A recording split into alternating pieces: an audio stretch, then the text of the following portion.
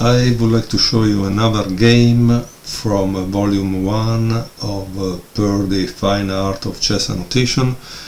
This book and its two other companions is a kind of trilogy, maybe are difficult to find. Luckily I got them thanks to a chess club that was collecting chess book that were left by chess players that didn't play anymore, or the family didn't know what to do with the books, and so that was it. The books are in a really mint condition, so that's really nice. But the importance of these books is this, that Purdy gives a lot of advice on how to become a better chess player. And I would like maybe to read that advice at the end of this game. This is game 49 of the master class games, because the book is divided in a 3 section practically. And it's Fischer against Rejewski. It was played in the second Piatigorsky Cup, and of course Fischer begins with e4. e5, knight f3, knight c6, bishop b5, a6. And the Fischer we see here is not the Fischer that takes on c6, making famous the exchange variation of the Spanish, but is the Fischer that still retreat his bishop. Knight f6, castle,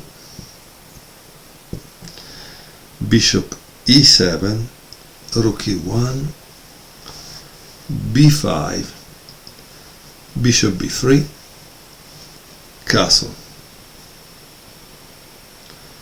c3, and d6. It seems that the next move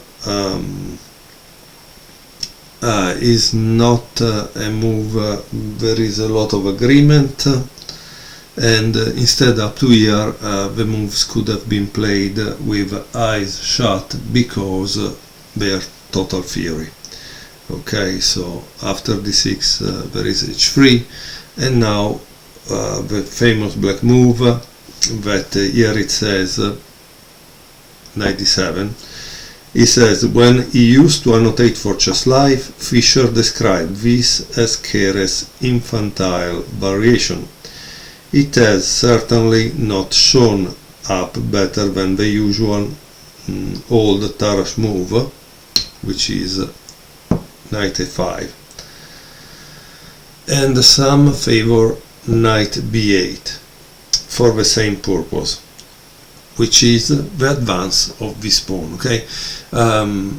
Or this pawn, you need to play, depending on which move you play. In any case, you are creating the conditions for advancing the pawns. That's why, no? Right? When you move a knight, but also in reality, when you move this, obviously the king is here, so you cannot do it. But in reality, the idea could be this, no? So as you can see, it's kind of interesting how a knight move create the condition for pushing a pawn, right? Okay, so after knight d7,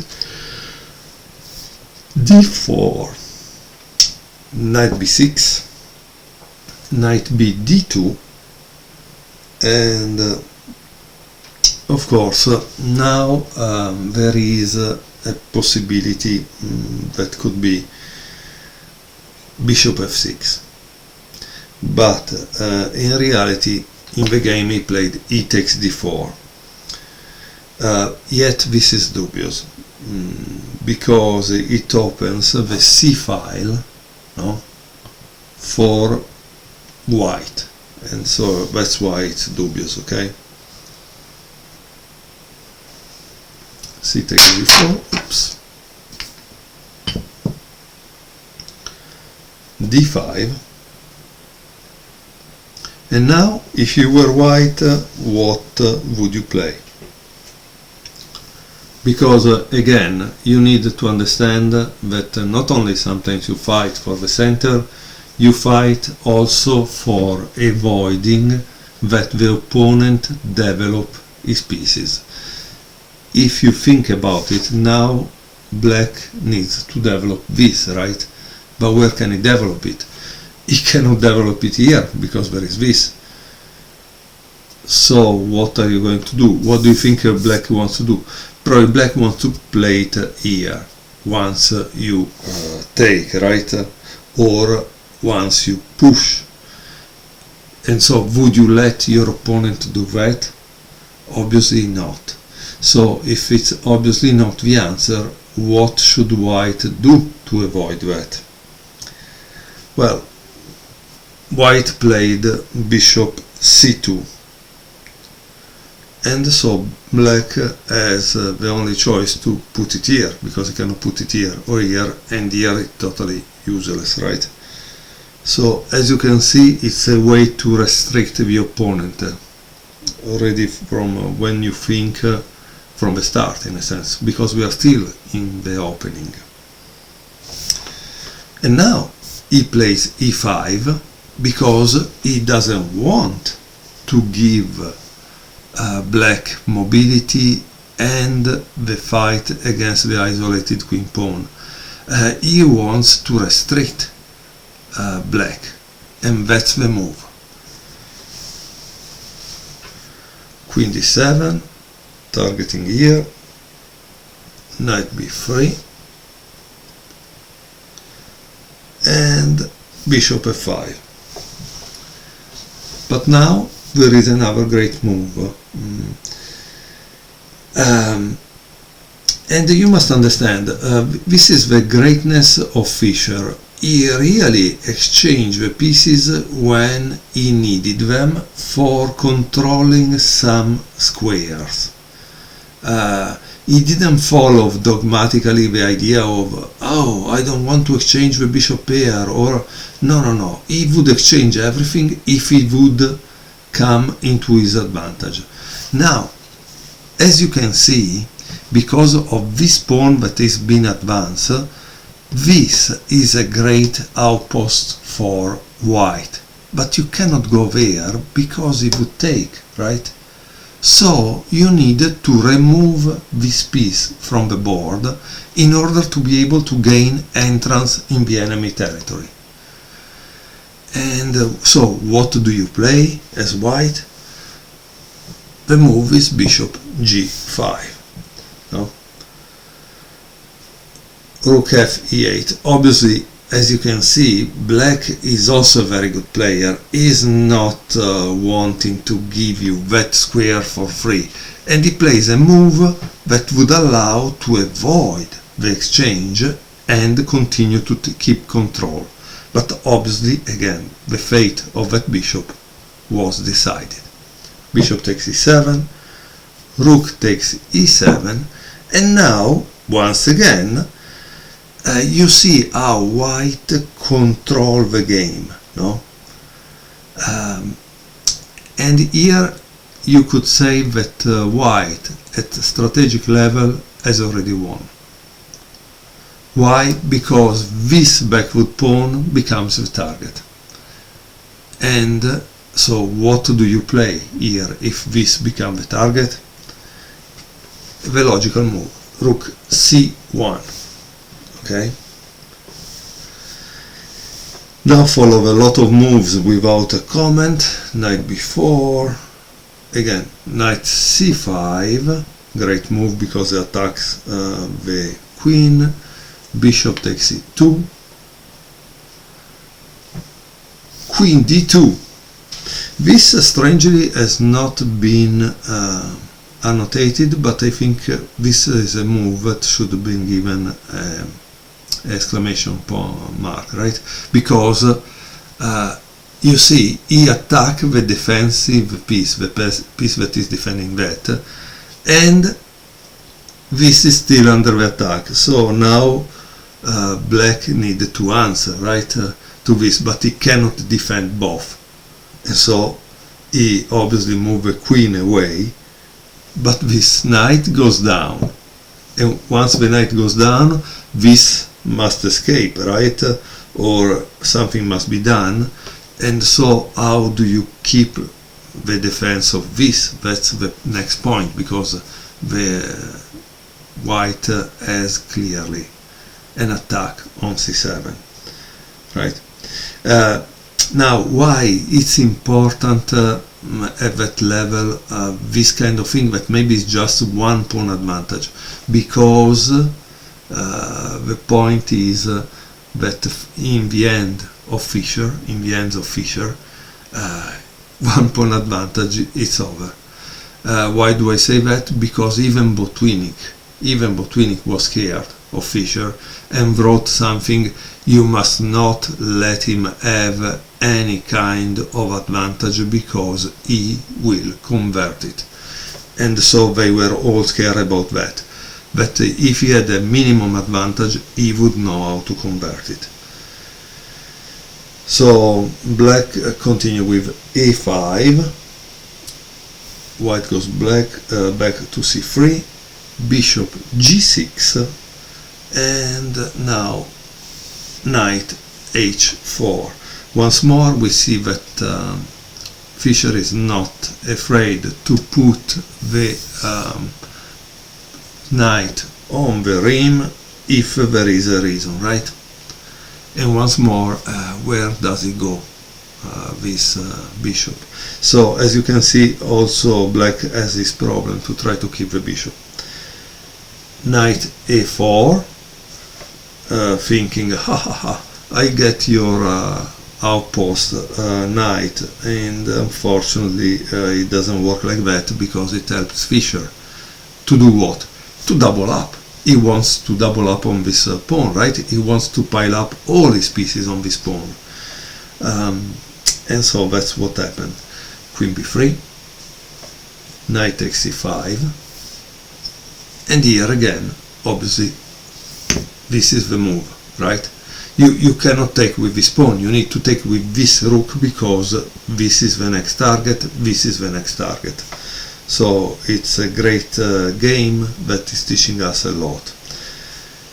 c6, rook e c1, and rook e6. So here, guys, you need to understand the famous two weaknesses that have been introduced in many of Capablanca's games. In Capablanca's games, you would see that Capablanca was able to fix a weakness, a problem, but you cannot win only with that. So once the weakness is fixed, you start your operation on the other side of the board. So try to guess what is the next move, because obviously the operation is not anymore there, and is not in the center, because the center is blocked. So for logic is on this side. But what do you play on this side? The move is f4, because f5 and everything is over, right? So immediately black must play f5. And once again, once you fix the weakness on one side, you return to give a little nudge on the other. So that's why this game is very beautiful. That's why Purdy is giving to us, because he wants to point our attention, to focus our attention on what happens here. What is the next move by white? Boom! Attacking again the weakness, right? Attack on one side, attack on the other. Black takes on f4, the queen takes on f4, and what's the difference in this pawn structure? Well, the difference now is that this is backward and in a sense isolated. This is isolated, and so it starts to become hot, right? Rook b8, you attack another pawn, but obviously you don't let him do that, right? You need to defend it with queen a3. Now the threat obviously is to take on f5, right? So he goes to defend with queen d8, but white starts the attack on the other side. Knight takes g6, and here you would think to take on with the rook. No, you take with the pawn because you want to give an escape route to your king, okay? But unfortunately, obviously this is going down. Boom. And in case you have a question, you say, but why white didn't took here instead, since this is kind of blocked? Because if you take here, what do you think black will play? If you take on, because sometimes you need not to think only of your own moves, but of your opponent moves. And I'm guilty as well of this scene, that I just care about myself and not about my opponent. Well, if you take here, he will take on b2. So you have to take, and he takes back. So in any case, you are not getting the pawn, right? So that's why he took on c6. Rook takes c6, and obviously the rook takes back.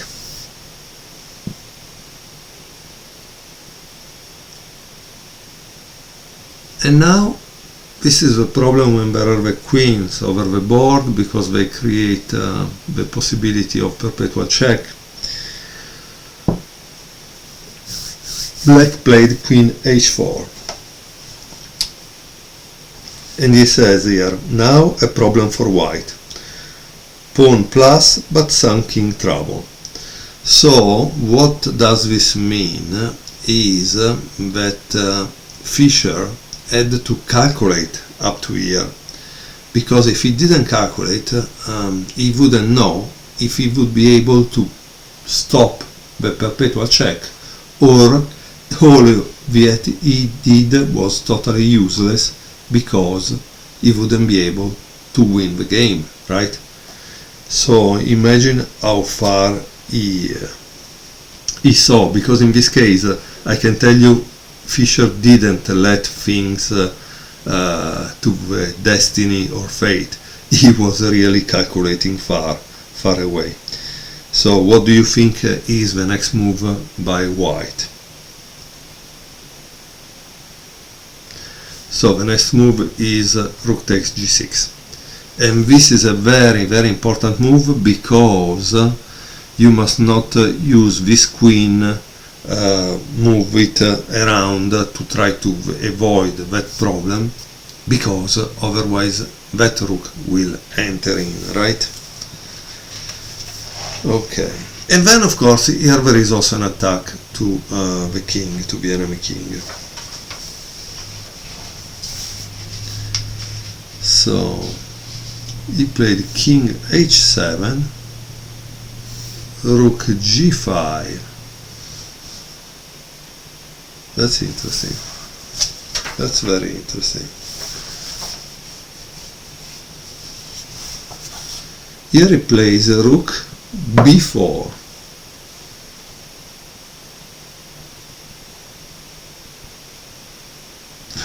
Can you see the next move by white? This is also a very nice move. You know, when you see them on the paper, you say, oh wow, it's so simple, but when you are in the game, it's kind of little difficult to see it. Well, the next move by white is queen f3. The threat here is this, right?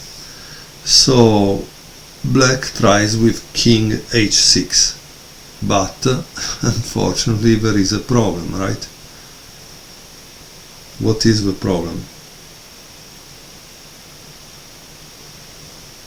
g3. And of course, after queen takes h3, the next move is this, and the game is practically over. Because here obviously you cannot really avoid the checkmate, or if you avoid the checkmate or you try to avoid it, you lose more material. And notice the problem here, these 2 pawns now are passed, so if you just remove all the pieces like rooks and queens, it's impossible that black can stop them.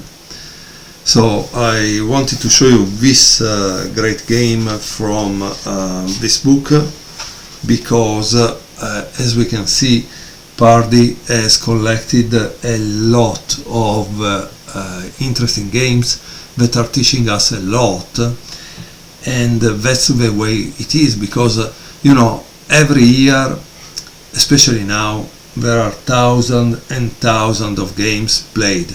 You cannot really see them all, right? You cannot see them all. Instead, if you have someone that is international master strength or grandmaster that select them for you, you have a great advantage, because you're not wasting your time in seeing games that don't teach you anything. Now, I would like to show you one thing that is very, very important for this book and for you. Here you can see that Purdy gives you advice. No? He writes a kind of letter on how to improve in chess. And like I told you in a couple of videos, I wanted to read you this stuff because it could be very useful for you. I will read some parts and hope that you have a kind of epiphany and improve your chess, right? So, on the annotation of chess games, annotating, and here there is a 3, 4, 65, so it's practically telling you which game. It may be as well to explain that when we annotate a game, usually we do not write all the notes for players of the same standard.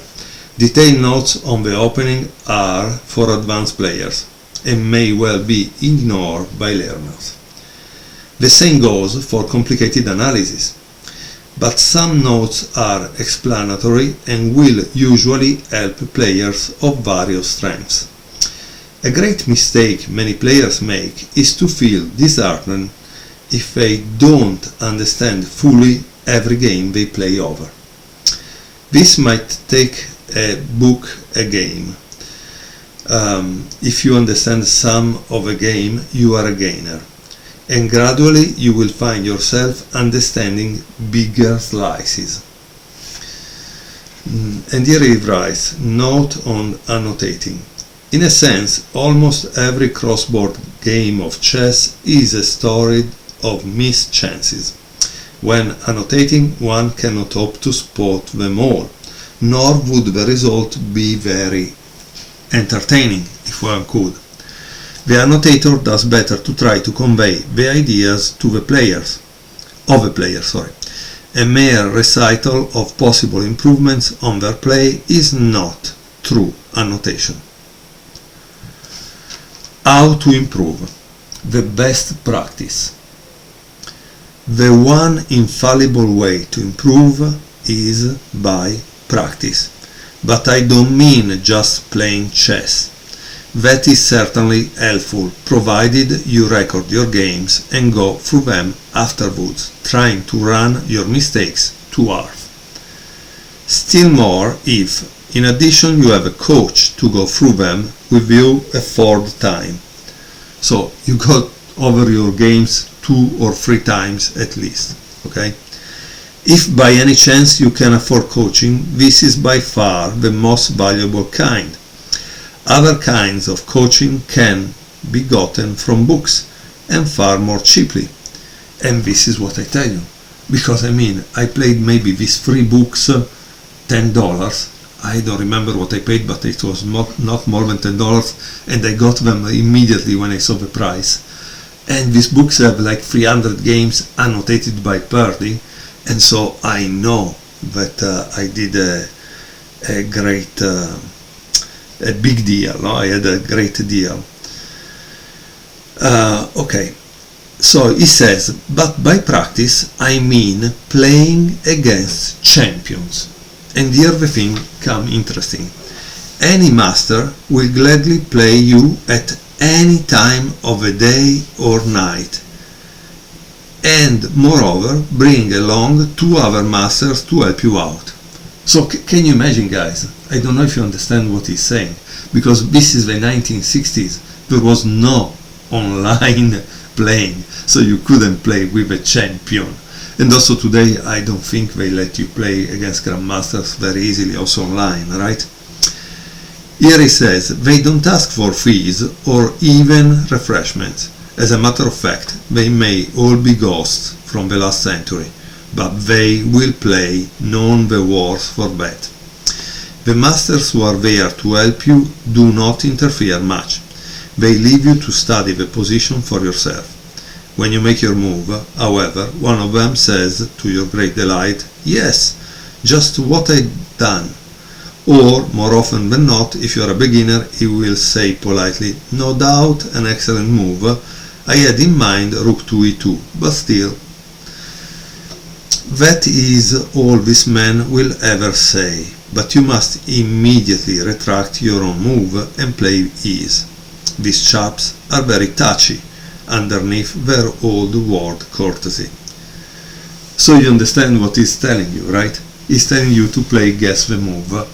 That is what I'm doing with you on the video, because on the video I'm explaining to you some moves, and in the critical moments I'm asking you to take time and understand what's going on and play what you would play as a move. And then, of course, there will be a discussion on if that move was good or if it wasn't, and why you didn't choose the move that the champion played. And here he says, you are allowed to ask what is wrong with your move, but you must ask the 4th man. Sometimes he will merely give an enigmatic smile and suggest that your evident skill is quite equal to the task of working out the answer. At other times he will be much more helpful and give you quite a lecture on the position. Sometimes he will say in a whisper, so that his crony will not hear, as a matter of fact, old chap, your move is just as good, or even, well, to be quite candid, my highly talented friend has made an oversight. And so the game proceeds. Your man will never lose the game for you, though he may held to a draw. At the game's conclusion, your benefactors will vanish, but you can instantly summon 3 more by the simple process of turning a page. I have simply described exactly what happens when you play over a game between a couple of champions, covering the winner's move with a card until you have worked out what you would play at each point. You must never look forth. Your 4th visitor, the one who is alternately garrulous and enigmatically silent, is, of course, the annotator. What is the superiority of this form of practice over a regular game with Smith? Obviously this, that Smith and you have nobody to point out your mistakes. You and Smith will go on making the same sort of mistakes year after year, while the student player is continually raising himself nearer to the level of his ghostly visitor. It is true that a beginner would get on still better if the annotator would turn on more garrulity and less silence, but space limitations prevent that. However, what does it matter if some moves in a game completely baffle you? If you do understand many of them, you have learned something, and gradually a smaller and smaller percentage will baffle you. And here the last part It's about practice, more about practice. I said previously that practice was all important, but that I did not mean playing games against actual opponents. What I meant was playing over the games of champions, and I explained the proper way to do it. Play one side only, usually the winners, if it is not a draw. Cover the moves with a card in which a niche is cut out on the corner. Think out each of your side moves before you look, taking as long as you would in a match game. Use a chess clock if you have one. And this is what I told you guys, right? That you need to have something like this because you need to put also a stop at your thinking, because in a real game you will lose for time. So what I do, I turn this and I think 3 minutes, or if I think the position is very, very complicated, I turn this and I think 10 minutes. But not more than that, because more than that is crazy, right? So that's the very important thing, okay? Having thought of your move, actually make it on the board. That is vital. Otherwise you will constantly be tempted to cheat yourself. Then slide the card over till the move is exposed by the niche. If you guess differently, try to find out if and why your move was bad.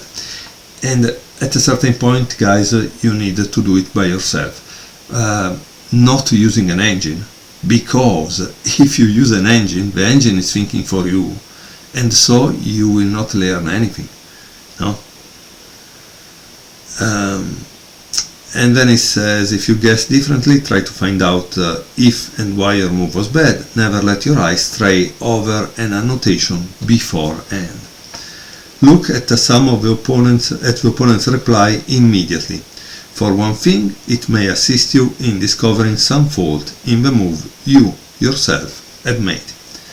It is absolutely necessary to play over games if you want to become a strong player. And this is true, because Fisher, when he was very young, didn't have money, right, for the books. So what he did, in the time there were libraries, he would go to the library, probably New York Library, and there were tons of books.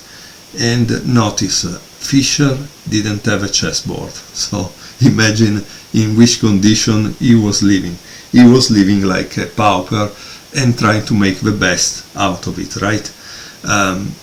And so he would read the books without a chessboard, visualizing inside himself. Is it a hard job? Yes, it is, but as you can see, at a certain point it paid, right? So,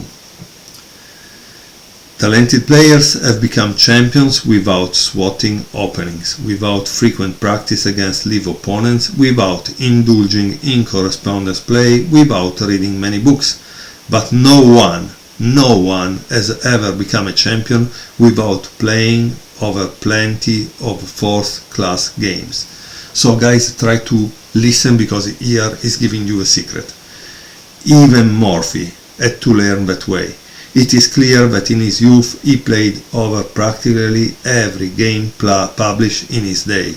It was said by Morian, his friend, that Morphy played only about 500 games against live opponents in his life. The true figure was certainly much greater, but it is probable that before he played in his fourth and only tournament, the inaugural American Championship event, which was the prelude to his Veni Vidi Vici in Europe, he played fewer than 300 actual games, few enough to show how relatively unimportant they were in his development compared to his study of published games. Combe, the obscure Scottish master who won the British Championship at his only attempt last year, did so after having no over-the-board practice for 6 years. But night after night, like I'm doing here now, he had indulged in his favorite hobby, of playing over master games, and therefore there was nothing in the least astonishing in his victory. Right methods must produce good results, and the only reason for good results being relatively few is that relatively few players follow the right method. And this is the advice from a guy that became world correspondence champion when there were no engine and you had to do all the work by yourself. So guys, think again, but the more games you see also on this channel, and the better you will become. Obviously what you have to do is just pause. You just pause the video and try to guess the move. Also, when I'm not telling you, you pause the video and try to guess the move and see why there is a difference, and eventually I can give you an explanation. Okay? So thank you very much for watching and see you next time.